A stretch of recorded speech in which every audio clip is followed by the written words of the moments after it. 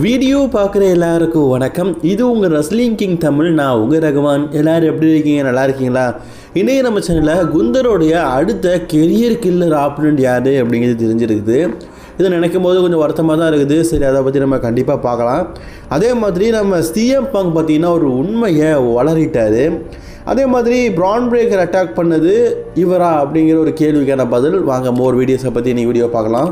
மறக்காமல் சேனலுக்கு first time வந்துருக்கோங்க, subscribe பண்ணிக்கோங்க. பெல் ஐக்கானை கிளிக் பண்ண முடியுமா? தினமும் போடுற ரெஸ்லிங் செய்யலை தமிழில் தெரிஞ்சுக்கோங்க. டபிள்யூபிள்யூ பார்த்தீங்கன்னா இப்போ சிஎம் பாங்குக்கும் ரோமன் ரெயின்ஸுக்கும் ரெஸ்ல்மேனியாக்காக ஒரு பிக்கஸ்ட் மேட்சை பிளான் பண்ணி வச்சுருக்கிறாங்க அப்படிங்கிறது உங்களுக்கு தெரியும். பட் இருந்தாலும் ரோமன் ரெயின்ஸுடைய பீக் இப்படி அப்படிங்கிறது அஃபீஷியலி பார்த்தீங்கன்னா இப்போது டபிள்யூபிள்யூ தரப்புலேருந்து கன்ஃபார்ம் பண்ணலை. ஆனால் ரோமன் சாய்ஸ் பண்ணியிருக்கிற ஒரு விஷயமா சிஎம் பாங்க் இருக்கிறாரு.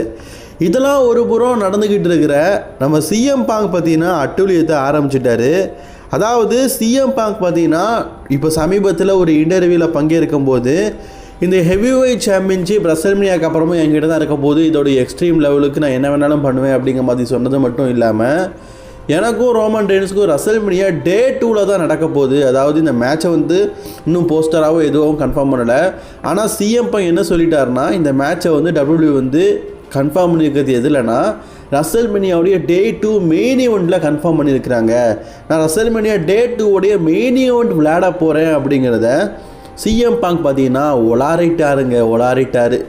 சொல்கிறதுக்கு எதுவுமே இல்லை.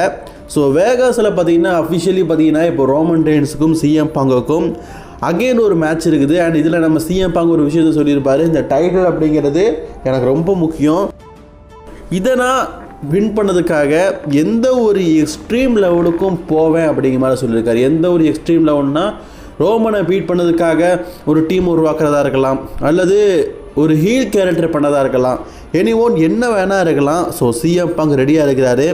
காய்ஸ், நம்ம சிஎம் பாங்குக்கும் ரோமன் ரெயின்ஸுக்குமான கரண்ட்லி டே 2 உடைய மெயின் ஈவென்ட் மேட்ச் அப்படிங்கிறது ஒரு பெரிய விஷயம்.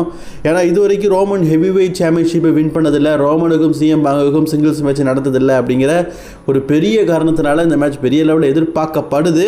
பட் இருந்தாலும் நான் இதுக்கு முன்னாடி சொன்ன வீடியோவில் உள்ள ஒரு கருத்து இருக்குது. இவங்களுக்குள்ள ஒரு சிங்கிள்ஸ் மேட்ச் நடக்கும்போது அந்த எனர்ஜி ஈக்குவலண்ட்டி இருக்காது. ரோமனுக்கோ உடம்பு சரியில்லை, அதே மாதிரி பங்கோ வயசாகிடுச்சு, 2 பேருமே ஸ்லோவாக சண்டை போடும்போது எப்படி மேனேஜ் பண்ணிட்டு கொண்டு போவாங்கன்னு தெரில. போன வருஷம் அதனால தான் செத்ரான்ஸ் ஆட் பண்ணி அந்த மேட்சை விறுவிறுப்பாக்கியிருப்பாங்க. பட் ஆனால் இந்த வருஷம் எப்படி கொண்டு போக போகிறாங்க அப்படின்னு தான் காய்ஸ் தெரில. இதை பற்றி நீங்கள் என்ன நினைக்கிறீங்க அப்படிங்கிற உங்களோட கருத்துக்களை கமெண்ட் பண்ணிக்கோங்க. அடுத்த செய்தி நம்ம யாரை பற்றி பார்க்க போகிறோம் அப்படின்னு கேட்டிங்கன்னா டாமினிக் மிஸ்டீரியோவை பற்றி தான் பார்க்க போகிறோம். காய்ஸ், டாமினிக் மிஸ்டீரியோவுக்கு இன்ஜுரி காரணமாக தான் பார்த்தீங்கன்னா டபிள்யூபிள்யூ விட்டு போனார். ஆனால் டபிள்யூபிள்யூ பார்த்தீங்கன்னா பல்ல கில்லாடிங்க. ஏன்னா நவம்பர் மாதம் இவருக்கு இன்ஜுரி ஏற்பட்டது, ஜான்வரி மாதம் வந்திருக்காரு, கிட்டத்தட்ட 1.5 மாதம் இன்ஜுரியில் இருந்திருக்காரு. அவருடைய டைட்டில் என்ன ஆச்சு, அவருடைய நெக்ஸ்ட்டு பிளான் என்ன, எல்லாத்தையுமே மூடி மறைச்சி வச்சுட்டாங்க. பார்த்தீங்களா, உண்மையிலேயே பெரிய ஆட்கள் தான். இதுவே வேறு யார்கிட்டயா சாம்பியன்ஷிப் இருந்தால் டைட்டில் பிடிங்கிருப்பாங்க. ஆனால் டாமினிக்னால ரெஸ்ல்மேனியா பிளான்லாம் இருக்கிறதுனால தப்பிச்சிட்டார் போல இருக்குது. இப்போ டாமினிக் மிஸ்டீரியோ இந்த வாரம் நடந்து முடிஞ்ச மண்டே நைட் டாலேருந்து வந்திருப்பார். இப்போ அஃபிஷியலி பார்த்தீங்கன்னா அவர் மெடிக்கலி கிளியராக இருக்கிறாராம். அதனால் அடுத்தடுத்து பார்த்தீங்கன்னா வீக்லி எல்லா எபிசோடுக்கும் வர போகிறாராம். அண்ட் காய்ஸ், உங்களுக்கு தெரியும் AAA ஒரு ஃபேஸ் ஆஃப் தி ரெஸ்லிங் கம்பெனினா அது டாமினிக் மிஸ்டீரியோ தான்.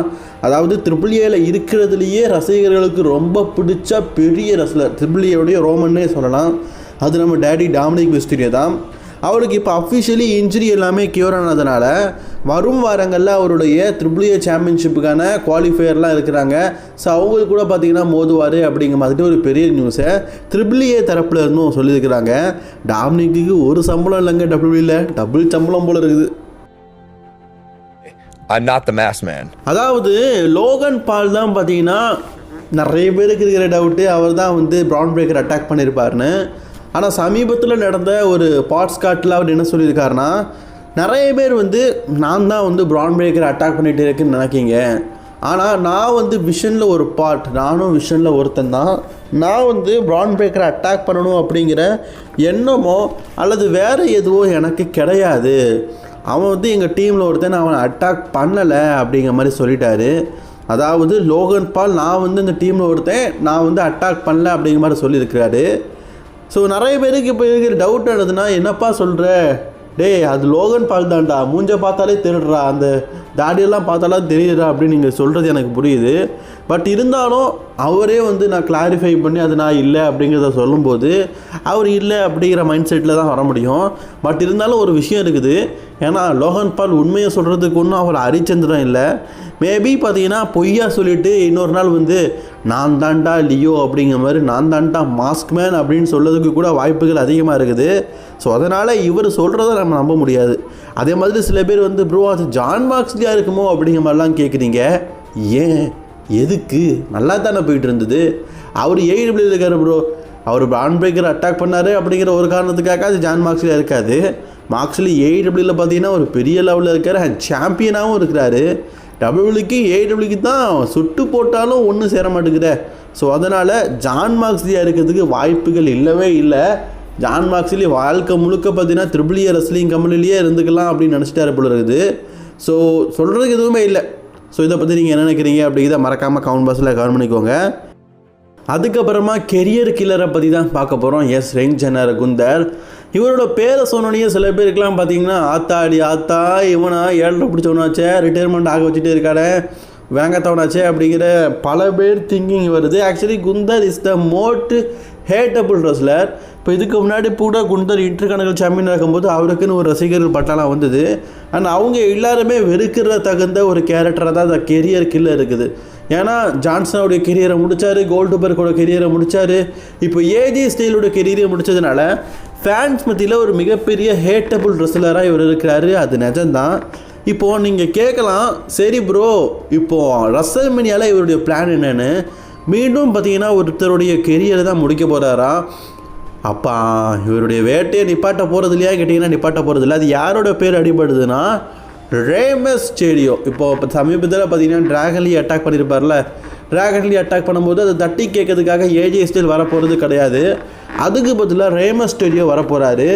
ரேமஸ் ஸ்டேடியோ வரும்போது பார்த்தீங்கன்னா குந்தர் வந்து வான் பண்ணுறது 2 விஷயமா இருக்கலாம். ஒன்று, நீ வந்து தோத்துட்டு ஒன்று உன்னோட மாஸ்கை கலத்தணும் அப்படிங்கிறது, இல்லாட்டா நீ தோத்துட்டு மாஸ்கை கலத்திட்டு நீ வந்து ரிட்டையர்மெண்ட் ஆயிடணும் அப்படிங்கிற ஒரு ஹெண்டிங்கோடலாம். ஆக்சுவலி டாமினிக் மிஸ்டீரியோடைய வளர்ச்சிக்காக தான் ரேமஸ் ஸ்டேடியோ இம்புட்டு நாள் பார்த்தீங்கன்னா WWE இருந்தார். ஆனால் அப்பாவை காட்டிலும் டாமினிக் மிஸ்டீரியோ பெரிய லெவலில் போயிட்டார். டாமினிக் மிஸ்டீரியோ வந்தாலே அந்த அரங்கமே பார்த்தீங்கன்னா அதிருது. ஸோ அந்தளவுக்கு ரசிகர்கள் பட்டாளத்தை பார்த்தீங்கன்னா டாமினிக் மிஸ்டீரியோ சம்பாதிச்சுட்டு வச்சுட்டாரு. இதுக்கப்புறமா ரேமஸ் ஸ்டேடியோ இருக்கணும், WWE சண்டை போடணும் அப்படிங்கிற அவசியம் கிடையாது. அவருக்கும் வயசாகிடுச்சு. ஸோ ரிட்டையர்மெண்ட் ஆகணும் அப்படிங்கிற எண்ணம் அவருக்கும் இருக்குது. இந்த 2026 தான் ரிட்டையர்மெண்ட் ஆகணும். ஆக்சுவலி இவர் 2020 ரிட்டையர் ஆகிறேன்னு சொன்னார். 6 வருஷம் தள்ளி தான் போயிருக்குது. ஸோ இது சரியான நேரம். ஏன்னா குந்தரும் கெரியர் கில்லர் அப்படிங்கிற ஒரு கேரக்டரில் ஃபேன்ஸ் மத்தியில் கொஞ்சம் பாப்புலர் ஆகிட்டு இருக்காரு. இந்த நேரத்தில் அவர் ரிட்டையர்மெண்ட் ஆனால் அவருடைய ரிட்டையர்மெண்ட் அப்படிங்கிறது குந்தருடைய கவுண்ட் டவுனில் கொஞ்சம் ஆட் ஆகும்ல, அப்படிங்கிற ஒரு காரணத்துக்காக குந்தர் பார்த்தீங்கன்னா ரேமஸ் ஸ்டேடியோ கூட ரசல்மேனியாவில் போகிறதுக்கு வாய்ப்பு இருக்குது அப்படிங்கிற செய்தி கிடச்சிருக்குது. இதை பற்றின உங்களோட கருத்துக்களை கமெண்ட் பண்ணிக்கோங்க. இன்றைக்கான வீடியோவில் தான் பிடிச்சினா லைக் ஷேர் கமெண்ட் பண்ணிக்கோங்க. தொடர்ந்து வீடியோ பார்க்க சேனலை சப்ஸ்கிரைப் பண்ணிக்கோங்க.